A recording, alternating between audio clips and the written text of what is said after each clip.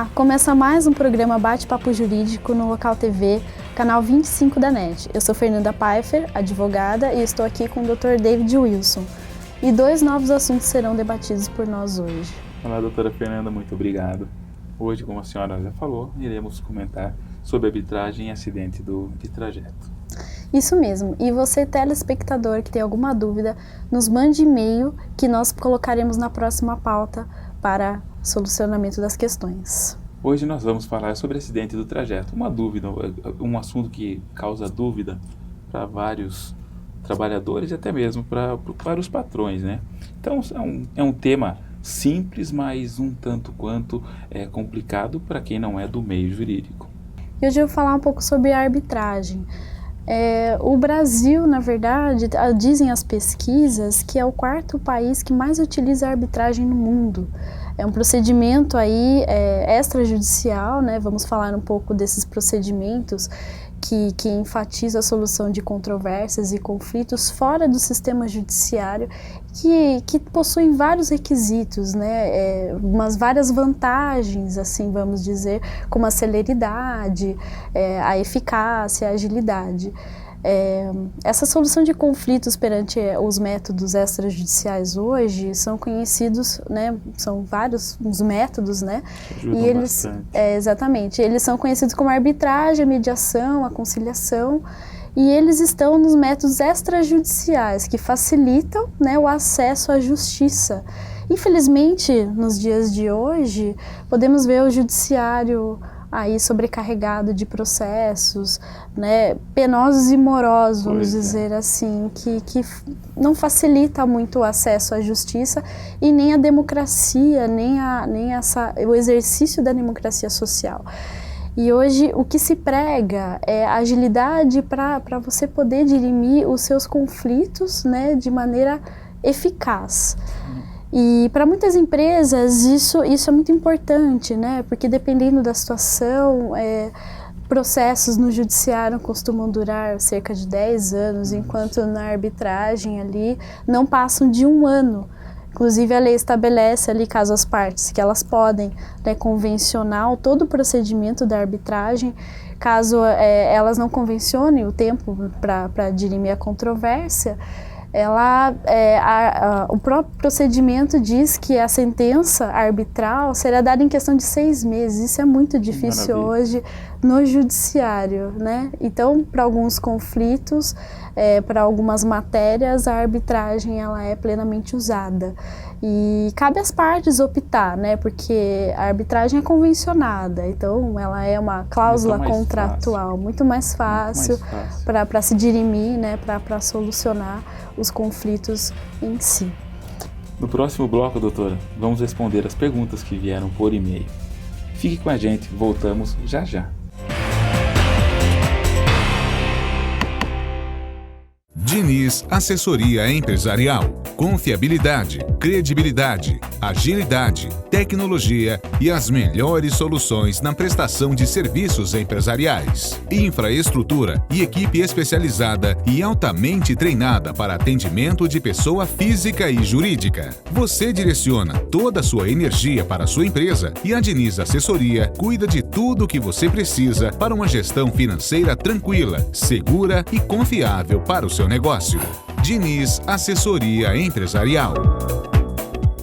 Bidu Casa e Acabamento. Agora em Santa Rosália, você encontra as principais marcas do mercado com atendimento de qualidade da Bidu Casa e Acabamento. Eliane Portinari, Lanzi, Delta, Via Rosa e com exclusividade em Sorocaba, a linha Elizabeth Exclusive. Além de louças e metais Roca e Celite e banheira Jacuzzi. Bidu Casa e Acabamento. Nova loja em frente ao Extra em Santa Rosália.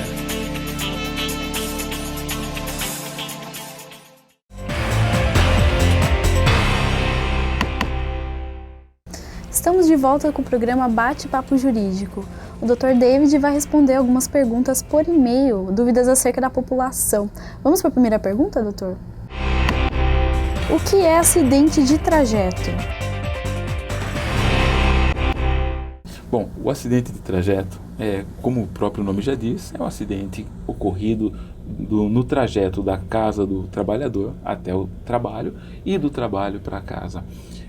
pode haver algum desvio no trajeto, como ele parar no supermercado para comprar alguma coisa, ou ir para a escola. Até a jurisprudência já está bem maciça nisso. Bem consolidada. Né? Isso, dizendo que essa mudança do caminho ou da casa para o trabalho ou vice-versa é caracterizada como acidente do trabalho. Temos mais alguma, doutora? Temos mais uma pergunta, Dr. David. Como é caracterizado o trajeto da residência ao trabalho? Muitos dizem, antigamente, até diziam que era o menor caminho da casa para o trabalho. Hoje já não entendemos mais desse jeito. O caminho que habitualmente o trabalhador leva para chegar até a sua residência, ou como já disse, vice-versa. Mas dentro de um padrão de horário estabelecido assim, a distância, um horário coerente, um período coerente, né? Não sendo horas após o trabalho para um percurso de 5, 6 quilômetros. São, assim, caso isso aconteça, da pessoa sair do seu caminho, ele vai ser descaracterizado. Vai ser totalmente descaracterizado. Fica um pouco inviável, né? É um problema assim que ele fica bem pendente para os dois lados. Fica meio adstrito. Isso, tanto para o empregador quanto para o empregado. Porque tem que ter um pouco o princípio da boa-fé de ambos, né? Sim. Sair do trabalho, ir embora para casa e não parar numa festa, parar com um amigo, fazer um happy hour e depois ir lá embora e declarar. Se acidentar, né? Se acidentar. Até isso é facilmente comprovado no INSS. Você consegue, se o trabalhador ele conseguir desviando do caminho, descaracterizando-se o acidente de trajeto dele, e ele conseguir comprovar que foi no trajeto, a empresa também tem um meio de prova, que ela consegue sim mostrar o outro lado, que não, o acidente ocorreu num horário diferente, num caminho diferente. Aí caracterizamos um acidente próprio, né? Que muda um pouco o conceito do acidente de trajeto. Então a empresa ela tem que se precaver, orientar o pessoal do RH, orientar o médico, tanto na consulta quanto na saída ou no retorno do funcionário do acidente, fazer uma avaliação bem feita, uma análise sobre o acidente, uma apuração do acidente ocorrido, do fato ocorrido. A empresa conseguindo registrar todo esse percurso, toda essa diferença de caminho e horário, ela consegue sim transformar o benefício do trabalhador, o que ele conseguiu pelo acidente, transformando num acidente próprio. Perfeito, doutor. Vamos responder mais uma pergunta? Qual o tempo de percurso? Bom, eu já dei uma entrada sobre o tempo, seria o tempo normal que ele leva da residência para o trabalho.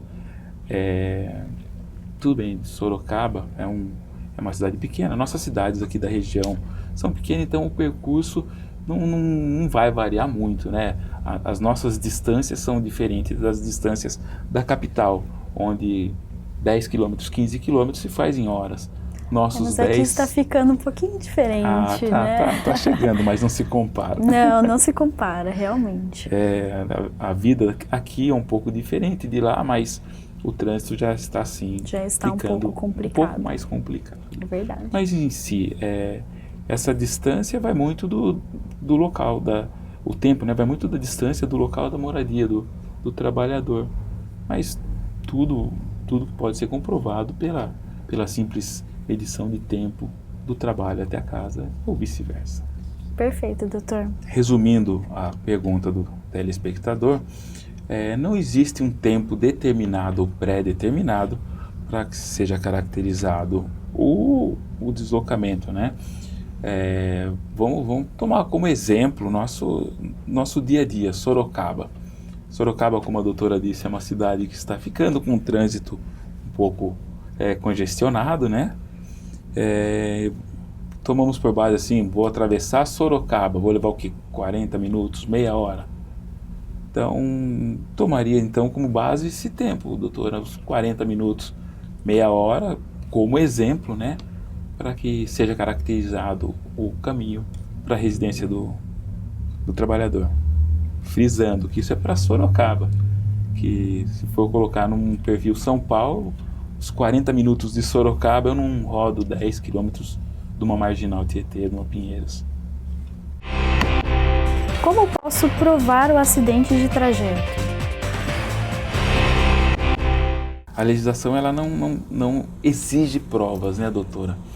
É assim, mas a gente pode diminuir a chateação, o aborrecimento, tanto para o empregado quanto para o empregador, para o patrão. O funcionário, ele é o maior interessado na sua defesa, no acidente, porque ele sendo reconhecido o acidente de trabalho dele, o acidente de trajeto dele, melhor dizendo, ele terá todos os benefícios do INSS, o seguro, né, garantia de 1 ano de estabilidade no trabalho, porque o acidente de trajeto equipara-se com o acidente de trabalho. Então, eu oriento que a pessoa ela seja munida de boletim de ocorrência. É um acidente de carro, um assalto, qualquer coisa que ocorra com ele nesse trajeto, faça um boletim de ocorrência, apresente para a empresa. Se for um acidente onde ele se machuque, alguma coisa assim, pega um prontuário do SAMU, declaração do hospital que ele passou, o que já ocorreu naquele momento e foi registrado por algum órgão, por algum agente. Peça uma cópia, apresente para a empresa, faça uma cópia desses documentos e acho que em qualquer momento ele teria então um meio de prova que ocorreu realmente um acidente de trajeto. Isso é importante para resguardar os próprios direitos do trabalhador, sim, né? Os benefícios que ele teria desse acidente. Por ocorrência desse fato, né? Sim, desse acidente ocorrido. É bem, assim, é algo como nós já falamos, né? Precisa da boa fé do trabalhador, como também da empresa. Tem empresa que se nega a fazer porque fala, a culpa não é minha, a culpa é do trabalhador, ele estava na rua, eu não tenho responsabilidade por ele. Não posso ser responsabilizado pela imprudência dele no trânsito. Mas se o trabalhador saiu de casa para ir ao trabalho, ele tem também que entender dessa forma. Nós já tivemos, assim, até como exemplo, né, o trabalhador que saiu da empresa, ele trabalhou no segundo turno, das 14 às 22, e saiu da empresa numa sexta-feira. Chegou na segunda-feira com um boletim de ocorrência dizendo que tinha sofrido um acidente. O INSS reconheceu o acidente de trajeto, ele ficou afastado por um período, conseguiu todo o salário. No retorno, a empresa foi prudente, sempre fez tanto o exame da pessoa saindo quanto ela voltando do acidente. E na oitiva do depoimento ali do funcionário, o médico da empresa se atentou que ele saiu da empresa, passou numa festa, se divertiu com amigos, 3 horas após a saída da empresa, ele foi embora, foi fechado por um veículo, ele estava de motocicleta, caiu, quebrou os 2 pulsos. Então, nesse meio, através desse relato, com o boletim de ocorrência, nós fizemos toda a parte de recurso do INSS e conseguimos reverter, né, o benefício dele, que foi alterado de acidente de trajeto para acidente próprio.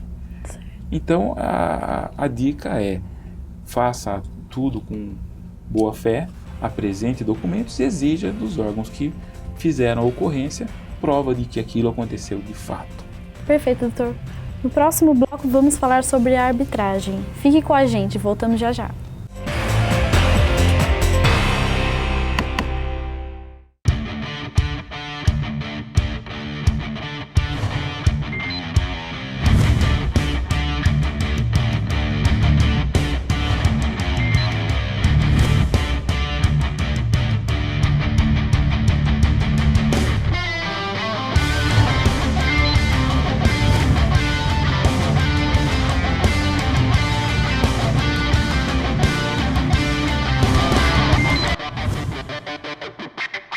Diniz Assessoria Empresarial. Confiabilidade, credibilidade, agilidade, tecnologia e as melhores soluções na prestação de serviços empresariais. Infraestrutura e equipe especializada e altamente treinada para atendimento de pessoa física e jurídica. Você direciona toda a sua energia para a sua empresa e a Diniz Assessoria cuida de tudo o que você precisa para uma gestão financeira tranquila, segura e confiável para o seu negócio. Diniz Assessoria Empresarial.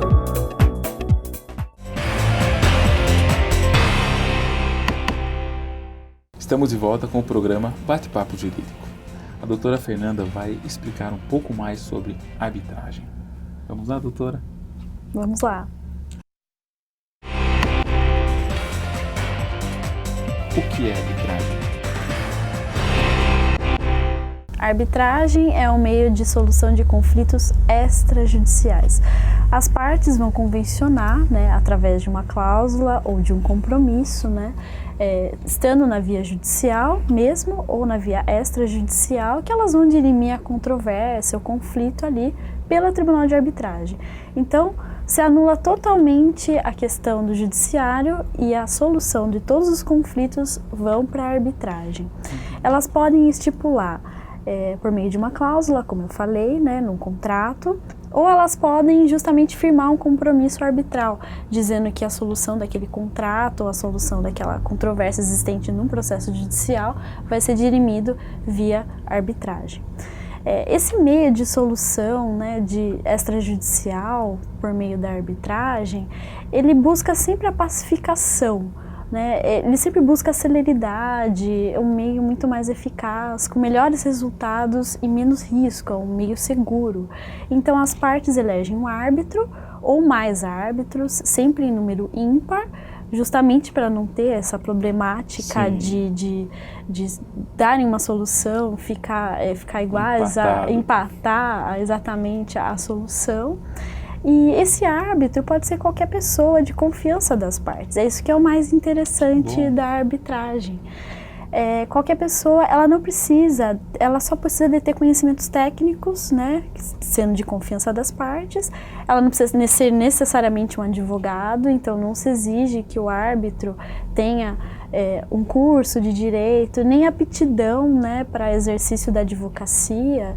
Então ela pode ser um médico, um enfermeiro, um farmacêutico, um bioquímico, um engenheiro.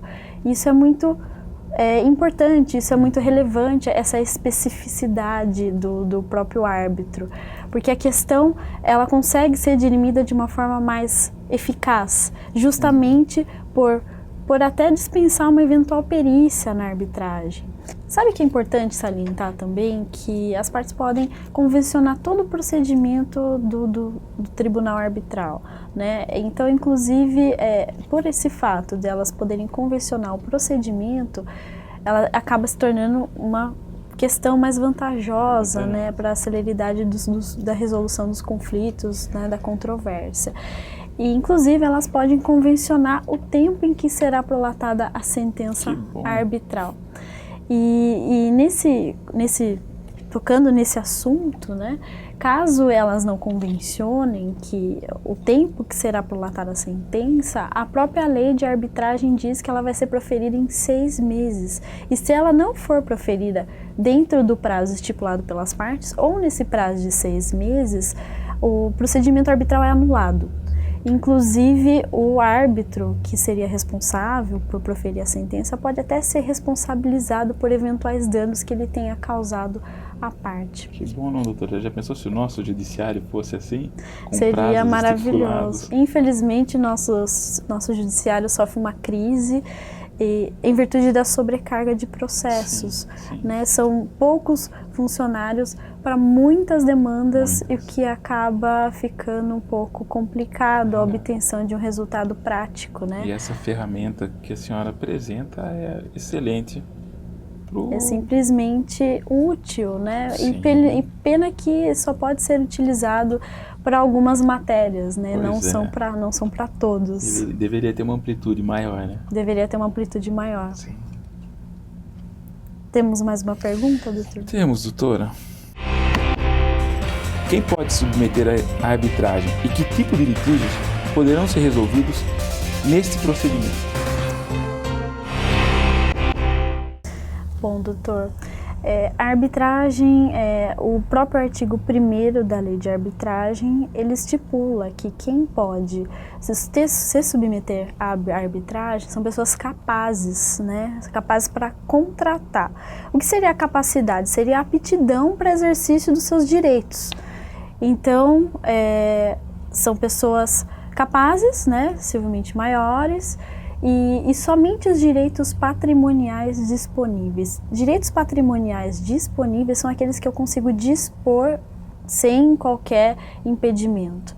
Então, só acerca dessas matérias que eu posso convencionar a arbitragem. Não poderão ser submetidos à arbitragem os direitos patrimoniais disponíveis, o que dizem respeito ao direito de família, direito de menores, no tocante a alimentos, e também com relação aos direitos da personalidade, né, com relação à interdição. Então, inclusive vale salientar que tem algumas questões sensíveis na arbitragem, algumas questões discutíveis ainda. Com relação, por exemplo, ao contrato de adesão, firmado no âmbito do direito do consumo, e o próprio Código de Defesa do Consumidor prevê, né, no artigo 51, a nulidade de cláusulas compromissórias, né? A cláusula compromissória é aquela que estabelece a arbitragem, justamente por ser uma forma compulsória, porque o consumidor ele não tem oportunidade de discussão das cláusulas. Mas é importante salientar que, pela lei de arbitragem, caso a parte que assinou o contrato de adesão opte por dirimir a controvérsia num tribunal arbitral, ela terá que ratificar os termos. Então, isso deve ser feito por escrito, em negrito. A própria legislação prevê que ela, ou tomar a iniciativa mesmo, né, de estabelecer o procedimento de arbitragem. É importante também, inclusive teve uma alteração da lei de arbitragem recentemente em maio. Ela ainda não está em vigor porque está em período de vacatio legis, mas entra em vigor a partir da semana que vem. Falando justamente que a própria administração pública poderá dirimir suas controvérsias, né, desde que digam respeito a direitos patrimoniais disponíveis pelo tribunal arbitral, observando-se o princípio da publicidade, porque, na verdade, a arbitragem tende a ser sigilosa. Deve haver a publicidade, justamente para a justificação dos atos praticados pelo governo. Vamos para a próxima? Vamos para a próxima pergunta, doutor. Quais são as principais vantagens da arbitragem em relação ao procedimento judicial? Bom, antes de se adentrar ao mérito da questão, conforme eu já tinha mencionado anteriormente, justamente ela possui N vantagens, né? Vamos começar aí porque a própria arbitragem, ela possui a natureza, né, de ser autônoma, né? Então, assim, prevalece o princípio da autonomia da vontade das partes. Então, se elas tiverem, elas podem acordar para dirimir a controvérsia pelo tribunal arbitral. Então, esse é o princípio do consensualismo, né? Justamente para poder ali tentar visar uma forma mais prática, mais ágil, né? Então, com relação à parte da autonomia, da vontade das partes, sempre é respeitado se as duas partes consentiram realmente. Não pode ser nada imposto, como eu disse, com relação ao contrato de adesão. As partes, então, vão lá escolher um procedimento, né? Então, aí tem mais uma vantagem, que você escolhe o procedimento, como que se dará a parte da arbitragem. Então, você não fica atrelado às regras de um código, no caso do judiciário, ao Código de Processo Civil. Você não fica atrelado justamente à parte do prazo, à parte de qual será o momento correto para apresentar uma contestação, uma réplica, um recurso. Você prevê também o tempo em que a sentença vai ser prolatada, como eu já mencionei. Então, isso é muito importante. Muitas vezes tem processos que estão lá para dar sentença há um tempo e eles não são dados, justamente pelo volume excessivo de trabalho, o volume excessivo de processos que tendem para um juiz analisar. Justamente por ter esse tempo, isso mostra a agilidade do procedimento com relação ao procedimento judicial. Outra vantagem que podemos ressaltar é com relação ao sigilo. A arbitragem, ela tem a característica de ser sigilosa, diferentemente dos processos judiciais que são públicos, só apenas alguns processos que nós conseguimos segredo de justiça em virtude, né, de algumas características próprias. Também podemos falar, né, o fato de o próprio juiz arbitral, o próprio árbitro, né, vamos dizer assim, ter uma especialização técnica.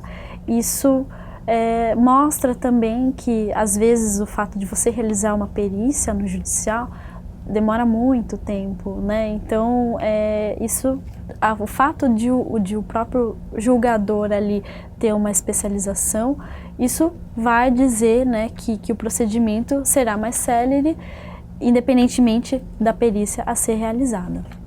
Eu só queria ressaltar que há de forma alguma restrição de acessibilidade ao judiciário, né, a forma convencionada aí pelas partes, porque essa forma de procurar a solução da controvérsia no tribunal arbitral representa uma alternativa que é conferida às partes na busca da solução dos seus conflitos. Então, cabe às partes optar o meio que lhes pareça mais adequado, né, para solucionar as suas lides, os seus litígios aí decorrente das suas relações jurídicas. Doutora, é uma matéria bem interessante. É uma pena que não tenhamos mais tempo para discutir um pouco mais, debater um pouco mais. Foi muito legal o nosso bate-papo. Muito obrigado e até a próxima. Obrigada, Dr. David, pela companhia e pela disponibilidade em responder as questões da população. E caso haja dúvidas, envie as questões para o nosso e-mail, que nós colocaremos na próxima pauta. Até mais!